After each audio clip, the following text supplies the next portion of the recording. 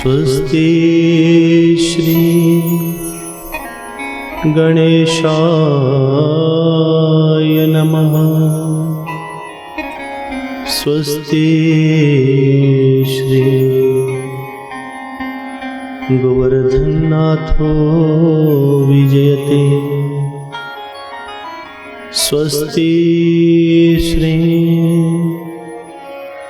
सिद्धमहालक्ष्मी नमः।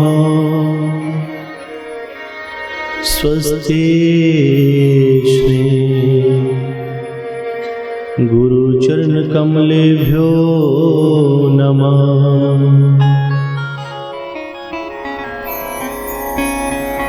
अज्ञानतिमिरान्धस्य ज्ञानाञ्जनशलाकया चक्षुरुन्मीलितं येन तस्मै श्रीगुरुवे नमः।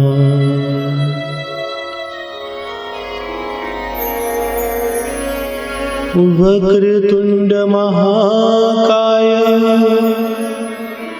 सूर्यकोटिसमप्रभा निर्विघ्नं कुरु मे देव सर्वकार्येषु सर्वदा। नारायणं नमस्कृत्यं नरं चैव नरोत्तमं देवीं सरस्वतीं व्यासं ततो जयमुदीरयेत्। शम्भो भवानी दाहिनी सन्मुख रहे गणेश। पंचदेव रक्षा करे ब्रह्मा विष्णु महेश। या देवी सर्वभूतेषु आत्मारूपेण संस्थिता नमस्तस्यै नमस्तस्यै नमस्तस्यै नमो नमः।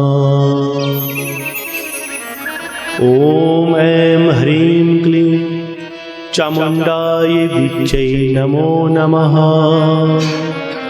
ॐ श्रीं ह्रीं सिद्धमहालक्ष्मै नमो नमः।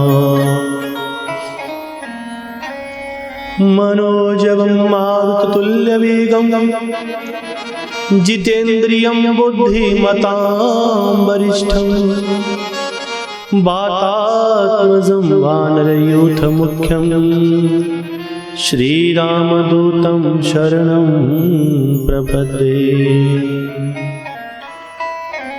निगमकल्पतरोर्गलितं फलं शुकमुखादद्रवस्युक्तं पिबत भागवतं रसमाल्यं मुहुरहो रसिका भुवि भावुका। जय जय श्री राधारमण जय जय नवल किशोर जय गोपी चित चोर प्रभु जय जय माखन चोर। श्री राधा मेरी मात है। श्री राधे श्री राधे श्री राधे। श्री राधे मेरी मात है, पिता मेरे घनश्याम। इन दोनों के चरणन में मेरा बार बार प्रणाम। मेरा बार बार प्रणाम। मेरे गुरुजी मोहे न बिसारियो, मेरे गुरुजी मोहे न बिसारियो, चाहे लाख लोग मिल जाएं, हमसे तुमको बहुत है पर तुम सम हमको नहीं।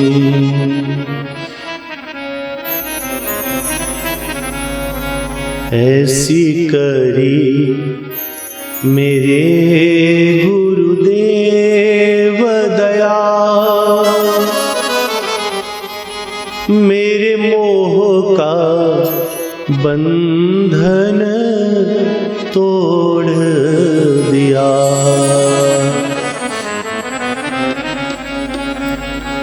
परम पवित्रमयी भुक्ति मुक्ति प्रदायनी जन्म जन्मांतर रहस्य प्रबोधिनी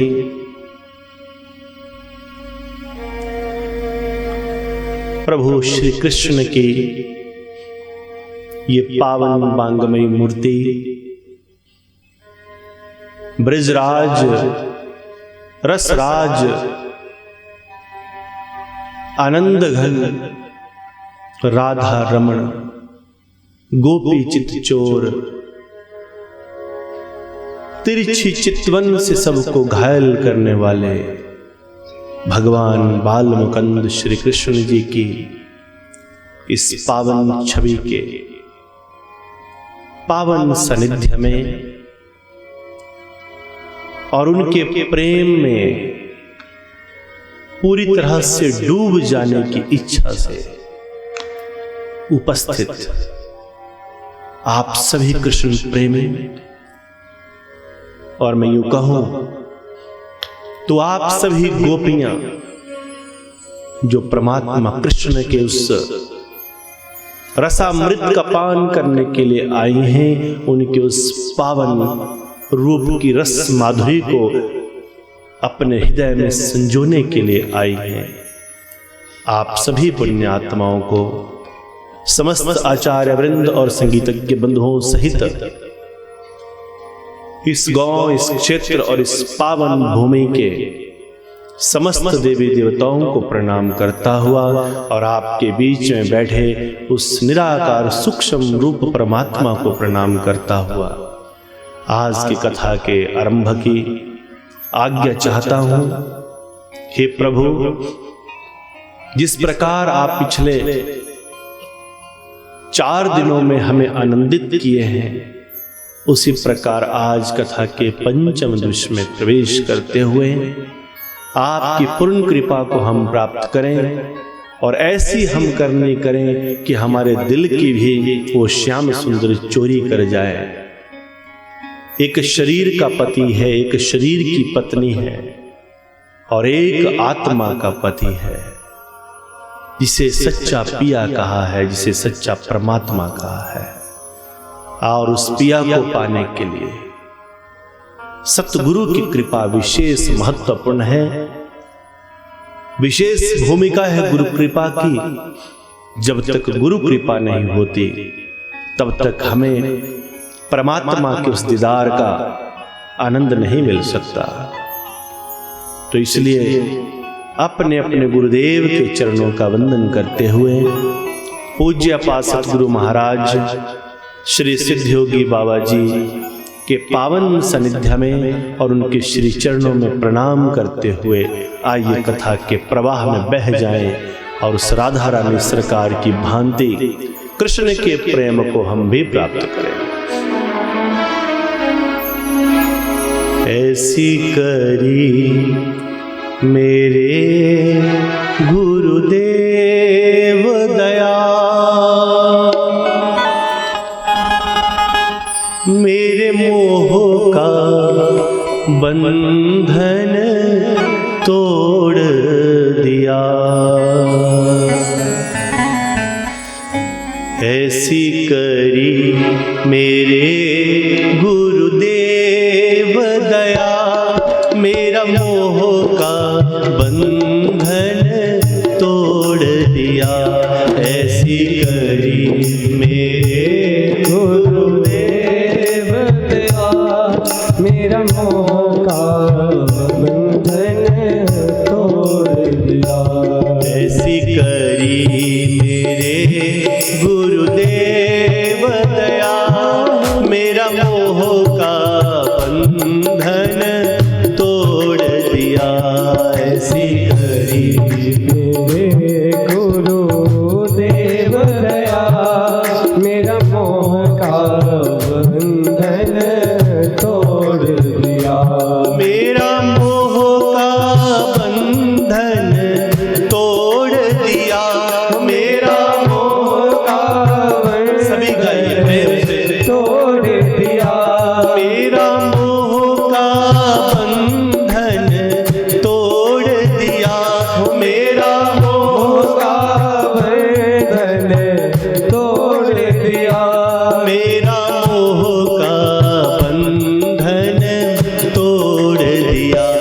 ऐसी करी मेरे गुरुदेव दया, मेरा मोह का बंधन सभी गाइए। तोड़ दिया। ऐसी करी मेरे गुरुदेव दया, मेरा मोह का बंधन तोड़ दिया। प्रेम से श्री राधे। श्री राधे।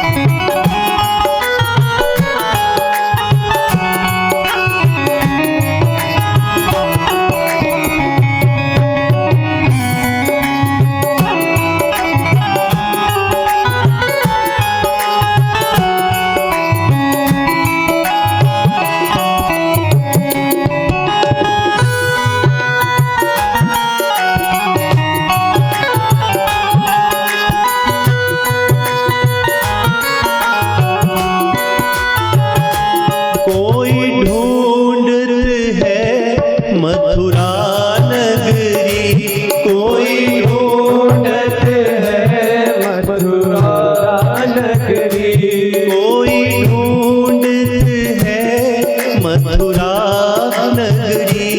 कोई ढूंढते हैं मथुरा नगरी। कोई जाए बनारस वास करे, कोई जाए बनारस वास करे। सब ग्रंथ पंथ मिटा करके, सब ग्रंथ पंथ मिटा करके, एक ईश्वर से मन जोड़ दिया। एक ईश्वर से मन जोड़ दिया। ऐसी करी मेरे गुरुदेव दया, मेरा मोह का बंधन तोड़ दिया। ऐसी करी मेरे गुरुदेव दया, मेरे मोह का बंधन तोड़ दिया। ऐसी करी मेरे गुरुदेव दया, मेरा मोह का बंधन तोड़ दिया। ऐसी करी मेरे गुरुदेव दया, मेरा मोह का बंधन तोड़ दिया। मेरा मोह का बंधन तोड़ दिया। ओ मेरा मोह का बंधन तोड़ दिया। मेरा मोह का बंधन तोड़ दिया। मेरा मोह का बंधन तोड़ दिया। मेरा मोह का बंधन तोड़ दिया। मेरा मोह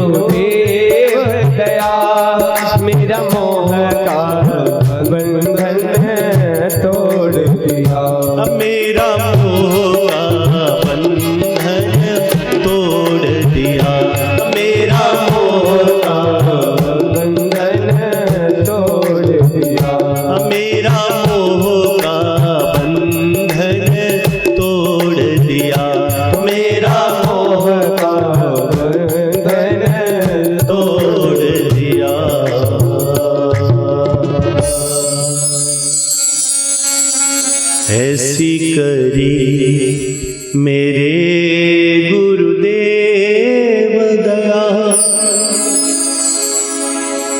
मेरा मोह का बंधन तोड़ दिया। कोई पूजत कृष्ण ते राम को, कोई पूजत पीर पैगंबर को, सब ग्रंथ पंथ छुड़ा करके एक ईश्वर से मन जोड़ दिया।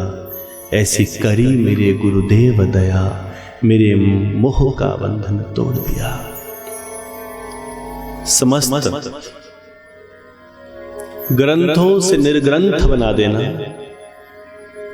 समस्त कई प्रकार के पंथों से एक पंथ दिखा देना, यही गुरु का कर्तव्य है। संसार के बीच में भ्रमित करना, भरमाना गुरु का कर्तव्य नहीं है। गुरु का कर्तव्य सारे के सारे ग्रंथों से हटाकर भी एक परमात्मा से जोड़ देना ही लक्ष्य है। ग्रंथ से निर्ग्रंथ बना दे, वही भागवत शास्त्र है। कभी कभी हम देखते हैं किसी घर में जाएं तो पूरा के पूरा 40-40, 50-50, 100-100 फोटो भगवान की रखी, कोई नाराज ना हो जाए।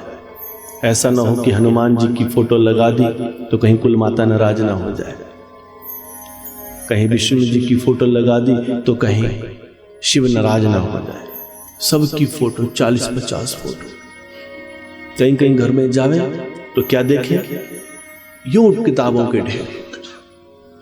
आजकल किताबों का प्रचलन कम हो गया, अब तो बस हर वक्त यूट्यूब खोल के देखते रहो। ये कह रहे हैं कि भगवान ऐसा है, ये कह रहे हैं कि भगवान ऐसा है, और वो कह रहे हैं कि भगवान है ही नहीं। ये कुछ और कह रहे हैं, वो कुछ और कह रहे हैं, वो कुछ और कह रहे हैं।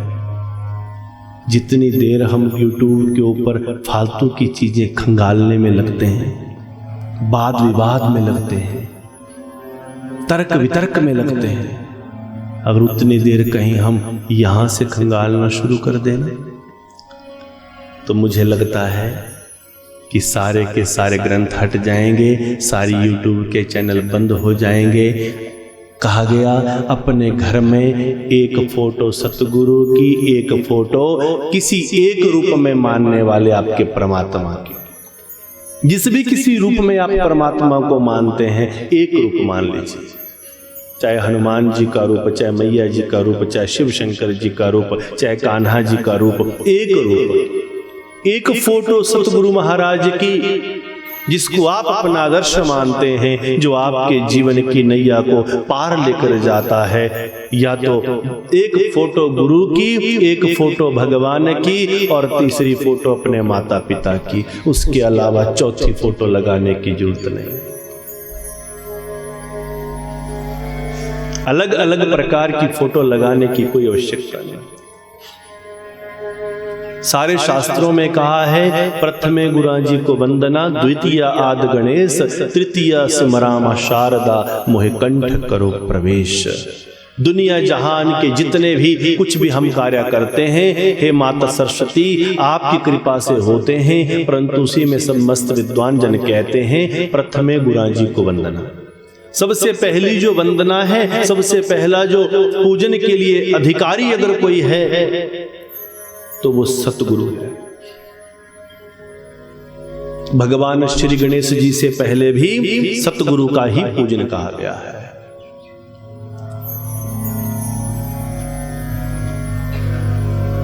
सिद्धयोगी धाम में पूज्य पा सतगुरु महाराज सिद्धयोगी जी कहते हैं कि यद्यपि गुरु का स्थान पहला है, परंतु जो सिद्धयोगी धाम के निर्देश से चलना चाहे, जो सिद्धयोगी धाम के उपदेश का पालन करना चाहे, तो उसे अपने जिंदगी में सबसे पहला पूजन अपने माता पिता का करना है। गुरु महाराज कहते हैं, सारे शास्त्रों में लिखा है, ग्रंथों में लिखा है कि पहला पूजन गुरु का है, परंतु सिद्धयोगी धाम में गुरु महाराज कहते हैं कि पहला पूजन माता पिता का। पहला स्थान माता पिता का, दूसरा स्थान सतगुरु का और तीसरा स्थान परमात्मा का। फिर जीवन की हर बुलंदी को इंसान पा जाता है। क्या नहीं मिल सकता? साफ साफ कहा है, ध्यान मूलम गुरूर मूर्ति, पूजा मूलम गुरूर पदम, मंत्र मूलम गुरूर वाक्यम, मोक्ष मूलम गुरूर कृपा।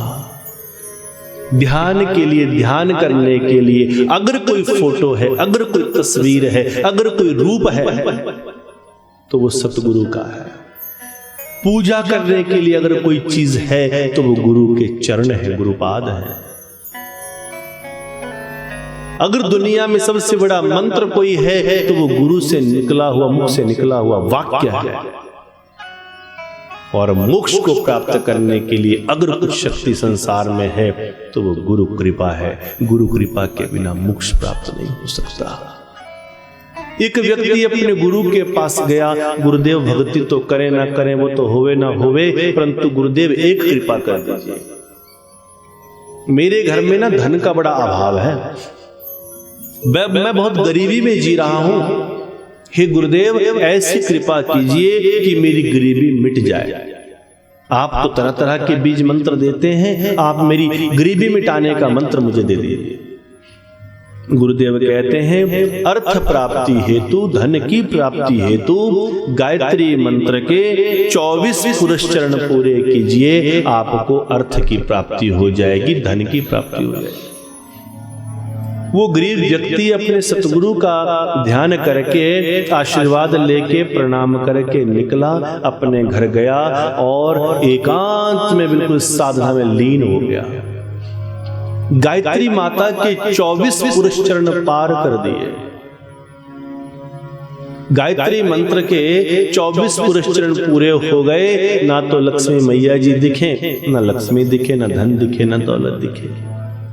अब दौड़ते हुए सतगुरु के पास गए, गुरुदेव जरा आप मुझे बताएं, आपने तो कहा था कि गुरु के मुख से निकला हुआ शब्द कभी झूठा नहीं होता, आपने कहा था अर्थ प्राप्ति हो जाएगी, धन प्राप्त हो जाएगा, परंतु हे मेरे सतगुरु, आपके कहे अनुसार गायत्री मंत्र के 24 पुरस्चरण पूरे कर दिए, परंतु फिर भी मुझे कहीं से भी अर्थ प्राप्ति नहीं हुई। तब सतगुरु कहते हैं, सतगुरु अपने शिष्य को अपनी कुटिया के अंदर ले जाते हैं, जहां पूरा अंधकार होता है, और अंधकार में इधर गुरुदेव बैठ गए, सामने उनके चरणों में शिष्य बैठ गया। बोला, पुत्र मैं तुम्हें जवाब देता हूं कि आखिर तुम्हारे अर्थ प्राप्ति ना होने के पीछे कारण क्या है, एक बार जरा अपने पीछे मुड़कर तो देखो। छोटी सी उस उनके कक्ष में, उनके उस कमरे में, गुरुदेव के साधना के उस कमरे में जहां पर अंधेरा था, वहां पर जब वो शिष्य बैठा और उसने गुरुदेव के कहे अनुसार पीछे मुड़कर देखा, तो क्या देखा कि बहुत बड़े बड़े पर्वत जल रहे हैं। एक छोटे से कमरे में, एक अंधेरे कमरे में गुरुदेव ने अपने शिष्य को ऐसी ऐसी माया दिखाई, ऐसी लीला दिखाई, कहा पीछे मुड़कर देखो तो बड़े बड़े पर्वत जल रहे थे, आग लगी हुई थी। अरे गुरुदेव ये क्या है, बहुत बड़ी आग लगी है, हम भी जल जाएंगे। शिष्य को ये पता ना चले कि आग कहां जल रही है। गुरुदेव बोले, इस आग की चिंता मत करो, बस तुम कर सकते हो तो ये करो कि ये कितने पर्वत जल रहे हैं इनको गिनो। तो जब शिष्य ने उन पर्वतों को गिना, गिनने लगे, तो उन पर्वतों को गिनते गिनते गिनते पहुंचे और कहा, गुरुदेव मेरी पीठ के पीछे 24 पर्वत जल रहे हैं। कितने पर्वत जल रहे हैं? 24 पर्वत जल रहे हैं। बेटा तुम्हारे द्वारा किए गए गायत्री मंत्र के 24 पुरुष चरण से तुम्हारे 24 जन्म जो पिछले थे उनके पापों का यहाँ पर नाश हो रहा है। ये 24 तुम्हारे बड़े बड़े 24 जन्मों में किए गए पापों के पर्वत हैं जो तुम्हें अपने भार से दबा रहे थे, और आज तुम्हारी इस साधना से 24 पर्वत तुम्हारे पाप के जल रहे हैं। जितने तुम्हारे पाप थे वो जलकर राख हो रहे हैं। इसके आगे तुम जो भक्ति करोगे वही भक्ति गायत्री माँ के चरणों में पहुंचेगी। जब हम किसी भी परमात्मा के रूप का किसी का भी चिंतन करते हैं तो पहले उस चिंतन को करने से हमारे पिछले जितने भी जन्मों में हमने पाप किए होते हैं पहले वो पाप जलते हैं, और उसके बाद फिर परमात्मा जब हमें शुद्ध कर देते हैं तब हमें परमात्मा कृपा करते हैं, खुशियां देते हैं। जब आपने अपने चेहरे को चमकाना होता है तो आप डायरेक्ट क्रीम या पाउडर लगाते हो या पहले अपने चेहरे को अच्छी तरह से धो के पुराने मैल को हटाते हो? मैल के ऊपर क्रीम नहीं लगाई जाती, मैल के ऊपर पाउडर नहीं लगाया जाता। उसी प्रकार भक्ति के मार्ग में जब तक पिछले हमारे पाप अभी तक पेंडिंग है, जब तक उनका हिस्सा पूर्ण नहीं हुआ तब तक भक्ति में भी प्रवेश नहीं हो सकता।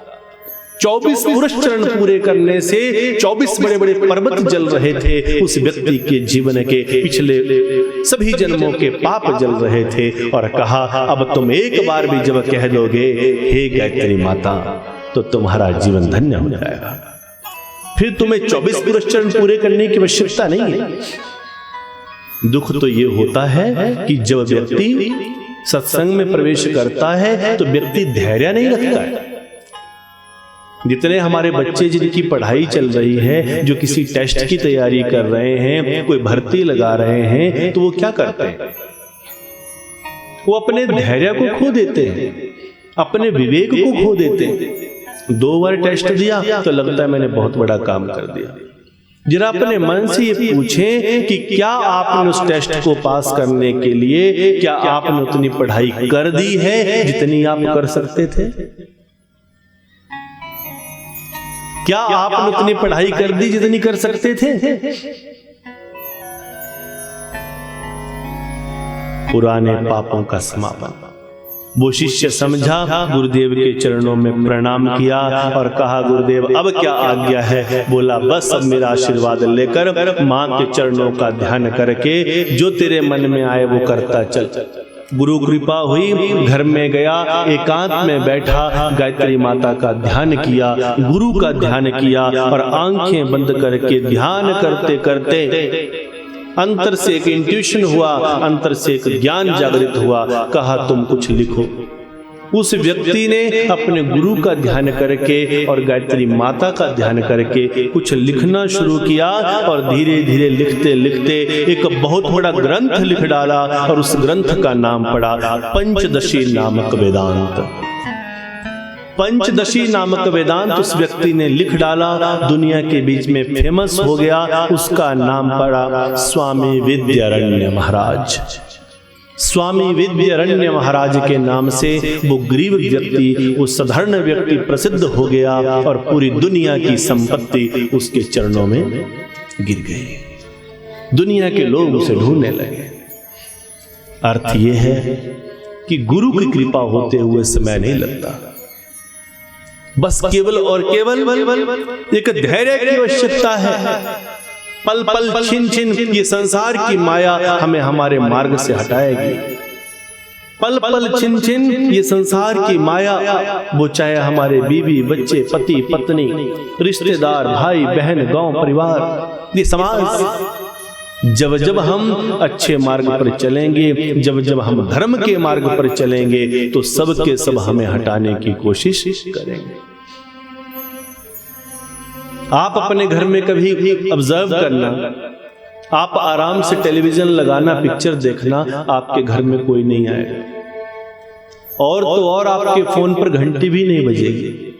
और जिस दिन आपने ये संकल्प ले लिया कि आज हम 2 घंटे अब आंखें बंद करके साधना में बैठेंगे, तो उसी वक्त अभी बैठोगे भी नहीं कि पहले दरवाजा नॉक होगा कि मेहमान पहुंच जाएगा। और अगर मेहमान नहीं पहुंचा, फिर आंखें बंद करके बैठ ही गए, तो थोड़ी ही देर में फिर घंटी बजेगी। वो घंटी ना बजी तो फोन की घंटी बजेगी, फोन की घंटी ना बजी तो और मक्खियां और मच्छर भी आपके इर्द गिर्द मंडराने लगेंगे। ऐसे आपको कोई मच्छर नहीं काटेगा, ऐसे कोई मक्खी आपके पास नहीं आएगी। जब आप अच्छे मार्ग पर चलोगे, भक्ति के मार्ग पर चलोगे, तो ये संसार की माया आपके बढ़ते हुए कदमों को रोकने की पूरी कोशिश करेगी। जितने तारे गगन में, कि जितने तारे गगन में उतने शत्रु होए, जिस पे कृपा गुरु महाराज की बाल भी बांका न होए। इस गगन में जितने तारे हैं उतने शत्रु हम सबकी जिंदगी में हैं, पर जिसके ऊपर गुरु की कृपा हो जाती है उसका कोई कुछ नहीं बिगाड़ सकता। वो परमात्मा बार बार कृपा करते हैं, बार बार कृपा करते हैं, बार बार कृपा करते हैं। गृहेषु वाविस्ताम चापि पुंसाम कुशल कर्मणा मध्वार्ताया तायमानाम ना बंधाय रहामता। सारे की सारी दुनिया की सारी ताकतें आपके खिलाफ हो जाएंगी, ग्रह नक्षत्र आपके खिलाफ हो जाएंगे, दुनिया का प्रपंच आपके खिलाफ हो जाएगा, एक पल भी हमें बढ़ने नहीं देगा। परमात्मा बार बार कृपा करते हैं, परमात्मा हमारे पास स्वयं आते हैं।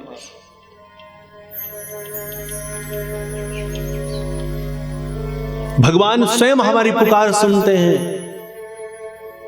जिस समय परमात्मा कृष्ण मथुरा के कारागार में ज्योति स्वरूप में आते हैं और अपने माता पिता देवकी वसुदेव को दर्शन देते हैं, उनके देखते देखते ही बाल रूप हो जाता है। पिताजी को दृष्टांत में कहा था, जब मैं बालक रूप बनाकर आऊं तो मुझे टोकरी में डालकर यमुना पार ले जाना। पैरों में हाथों में बेड़ियां बंधी हैं, द्वारपाल चारों तरफ खड़े हैं, मैं जाऊं तो कैसे जाऊं, कैसे जाऊं मैं? जैसे ही भगवान श्री कृष्ण को अपने हृदय से लगाया, टोकरी में रखा और लेकर चले, सारी बेड़ियां खुलने लगी और द्वारपाल अपने आप ही स्वतः ही सोने लग गए, नींद आ गई। हैरानी की बात देखें, जब भगवान श्री कृष्ण को उठाकर चले तो बेड़ियां खुल गई, द्वारपाल सो गए, और जैसे ही कन्हैया जी को वहां छोड़कर योग माया जो कन्या रूप में आई है, उस कन्या को लेकर जब आए तो बेड़ियां फिर से पड़ने लगी और द्वारपाल जागृत होने लगे। तो अर्थ क्या हुआ? इस तथ्य का अर्थ क्या है? एक परमात्मा है, एक आत्मा है, एक वासना है, एक माया है। एक आत्मा, एक परमात्मा, एक वासना, एक माया। ये जो वासना है ये जीवात्मा को ढक देती है, और जो माया है वो परमात्मा को ढक देती है। आत्मा को वासना ढक देती है, परमात्मा को माया ढक देती है। अब प्रश्न ये है कि वासना क्या है और माया क्या है?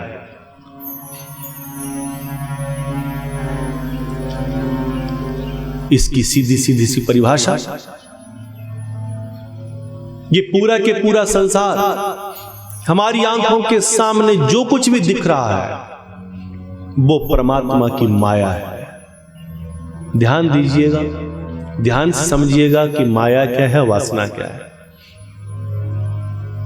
हमारी आंखों के सामने जो कुछ भी दिख रहा है, ए से लेकर जेड तक, पूरे संसार में जो कुछ भी हमें दिख रहा है, जो कुछ भी हम देख पा रहे हैं, वो माया है, परमात्मा की माया है।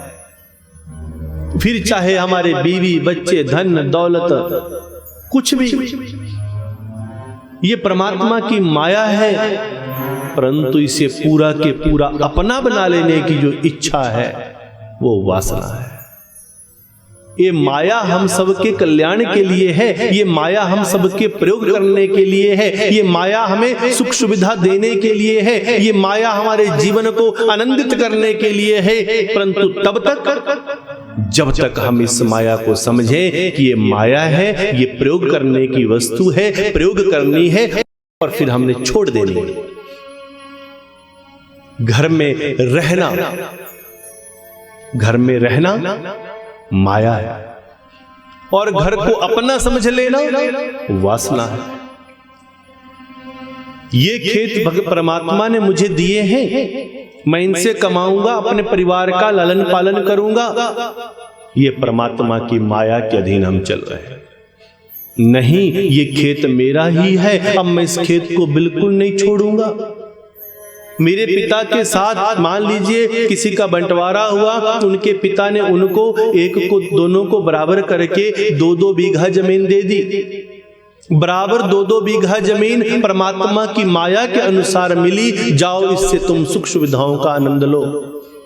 मन में ख्याल आया कि मैं रोज अपने खेत को इधर से काट के आगे को बढ़ा बढ़ाकर कैसे मैं इस 2 को 3 बीघा में तब्दील करूं। ये वासना, ये वासना है, वासना है। 4 बजे उठे, मेहनत की, अपनी दुकान को गए, अपने काम पर गए, रात दिन मेहनत की, पैसे कमाओ, धन दौलत कमाओ। ये परमात्मा की माया है जिसके अधीन हम चल रहे हैं और हमें पूरा हक है कि हम इस माया का प्रयोग करें। परंतु इस माया की चपेट में आकर पूरा के पूरा सब कुछ मेरा हो जाए, यही वासना है, यही वासना है। जिस समय योग माया, मायापति भगवान कृष्ण है, मायापति कृष्ण है। योग माया, महामाया जब कन्या के रूप में आती है, राजा कंस ने देखा, सोचा अब यही 8वीं संतान है। उस कन्या को पकड़कर राजा कंस जैसे ही पटकने लगे, समाप्त करने लगे, वो कन्या उछलकर आसमान में चली गई और अष्टभुजाकारी रूप धारण किया। और अष्टभुजाकारी रूप धारण करके वो महामाया दर्शन देती है। राजा कंस दोनों हाथ जोड़कर खड़े हो गए और महामाया बोली, हे राजन, तुम किसे मारना चाहते हो? हे कंस, ना तो मैं तुम्हारी मृत्यु का कारण हूं, ना तुम मेरी मृत्यु का कारण हो। आपकी मृत्यु का कारण तो संसार में अवतरित हो चुका है। मैं महामाया हूं, मैं योग माया हूं, पर वो माया से भी पार मायापति है।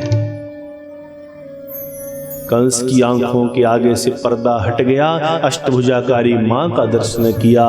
उस मां के रूप को देखकर बारंबार उनकी वंदना करने लगा, मां को पुकारने लगा, हे मां कृपा करना, कृपा करना, कृपा करना। और कैसे मां को पुकारता है?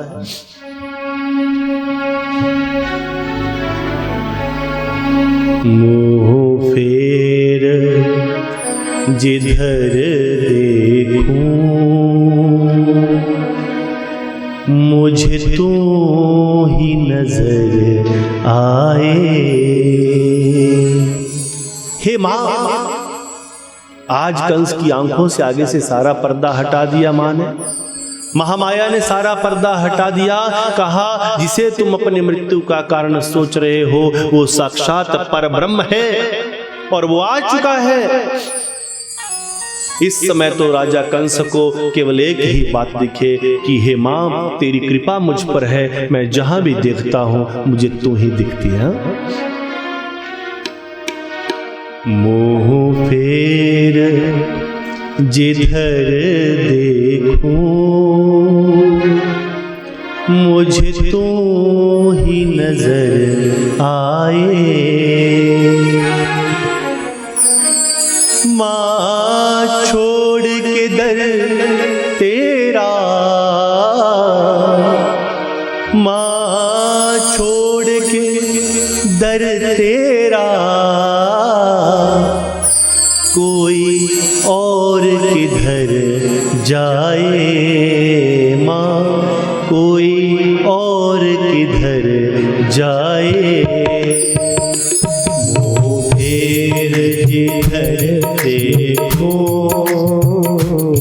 मुँह फेर जिधर देखो, मुझ तो ही नजर आए। माँ मुझे तो ही नजर आए। माँ छोड़ के दर तेरा, माँ छोड़ के दर तेरा, कोई और किधर जाए। माँ कोई और किधर जाए। प्रेम से तालियों की सेवा। हरि बोल।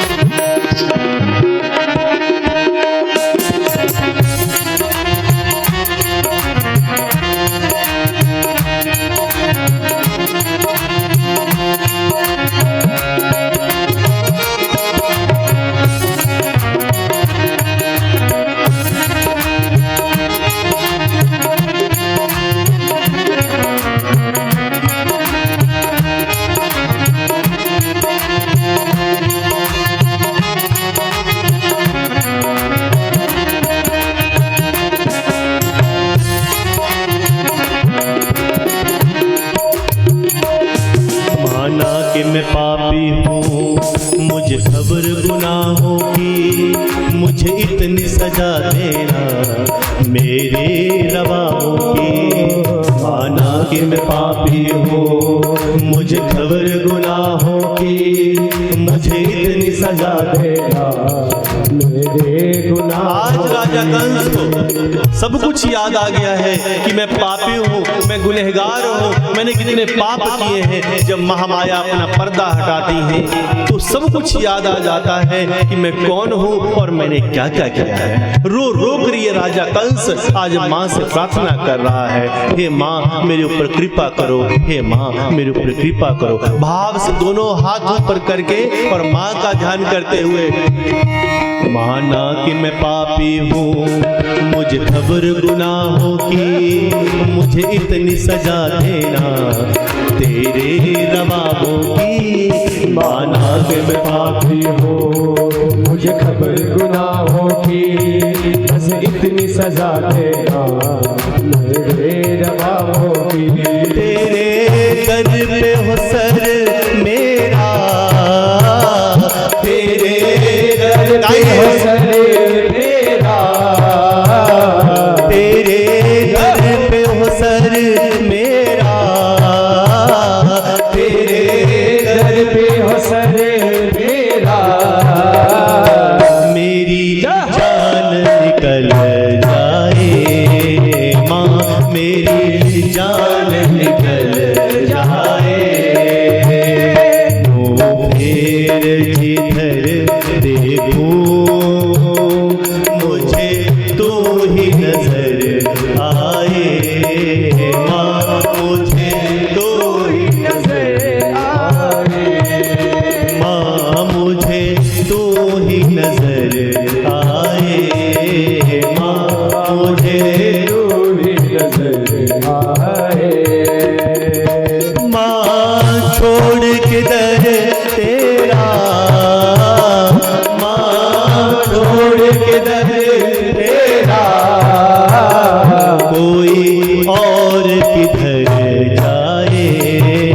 माँ कोई और किधर जाए, माँ और किधर जाए, माँ कोई और किधर जाए, माँ कोई और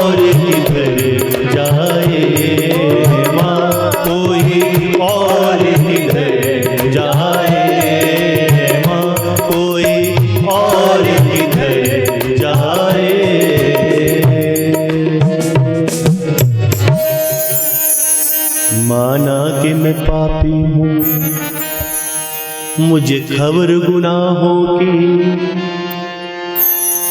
बस इतनी सजा देना मेरे रवाओं की। तेरे दर पे हो सर मेरा, तेरे दर पे हो सर मेरा, मेरी जान निकल जाए माँ, मेरी जान निकल जाए। तेरे दर पर हो सर मेरा और मेरी जान निकल जाए।